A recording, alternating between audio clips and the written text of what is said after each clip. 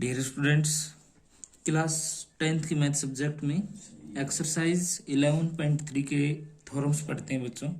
और अपनी next theorem है 11.7। 11.7 थ्योरम है कि एस एस एस समरूपता नियम, इसके बारे में थ्योरम है। और क्या है थ्योरम कि यदि दो त्रिभुजों की संगत भुजाओं का अनुपात बराबर हो तो दोनों त्रिभुज समरूप होंगे। इनकी भुजा भुजा भुजा, साइड साइड साइड, अगर दो त्रिभुज दे रखी हैं, दोनों की संगत भुजाओं का जो अनुपात है वह बराबर है, तो आपको सिद्ध करके दिखाना है कि वो दोनों त्रिभुज कैसी होंगी, समरूप त्रिभुज होंगे। देखिए दो त्रिभुज लेते हैं,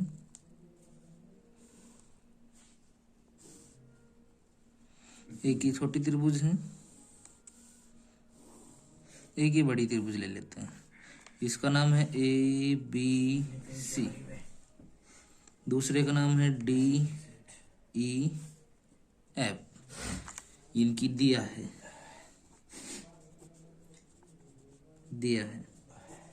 क्या दे रखा है बच्चों,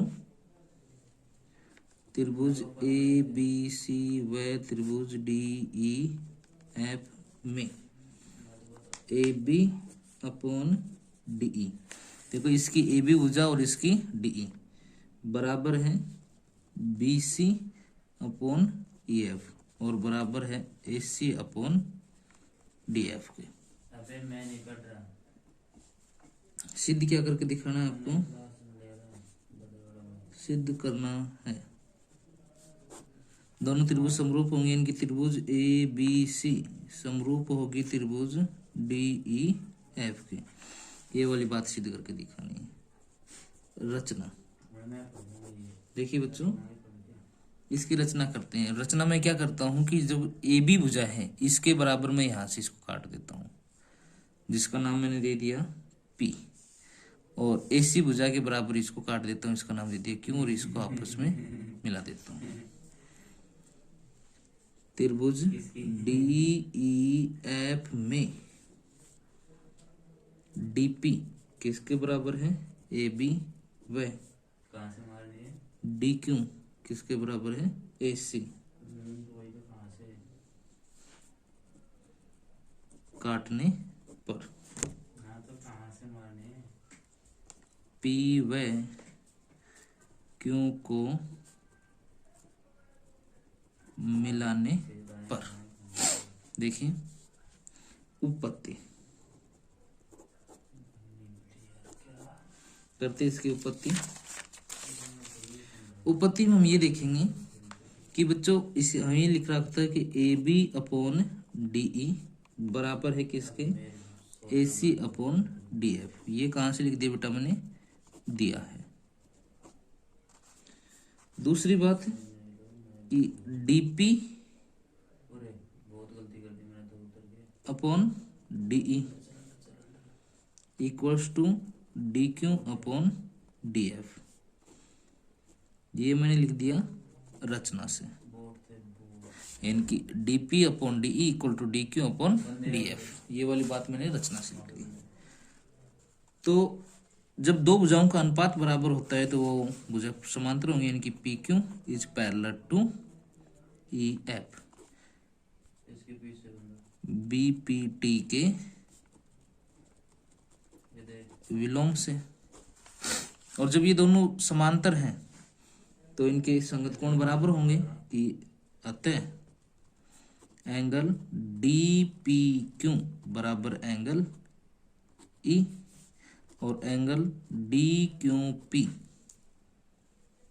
बराबर होगा एंगल एफ के, इनकी एंगल ई एंगल एफ। क्या है ये बेटा, संगत कोण। तो दो भुजाएं समांतर हैं तो इनके संगत कोण कैसे होंगे, बराबर होंगे। अतः ए समरूपता नियम से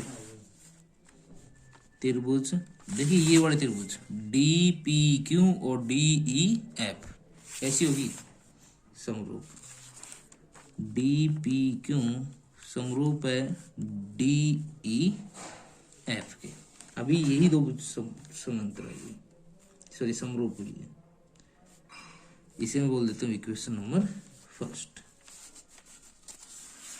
अब देखिए हमें पता है कि अभी निकाला था हमने डीपी अपॉन डीई, ये को नहीं मारता है। DP upon DE equals to P Q यहाँ कोई रिवाइज नहीं हुआ अभी तक। अपॉन ई एफ, चूंकि जो ए बी भुजा है वो किसके बराबर है, डीपी भुजा के बराबर। देखो क्या था, ये बोला था ना कि इस ए बी की जगह मैंने क्या लिख दिया, ए बी डी पी।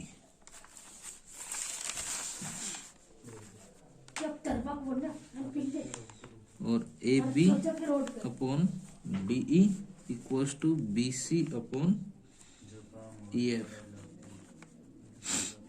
उनकी दिया है, आता है P Q upon E F equal आ गया बच्चों B C upon E F के। तो ई एफ से ई एफ कैंसिल आउट कर दें तो पी क्यू बराबर बी सी। इसी प्रकार ए बी बराबर होगा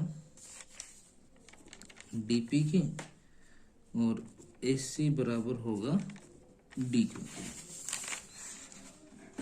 अतः एस एस एस सर्वोंग समता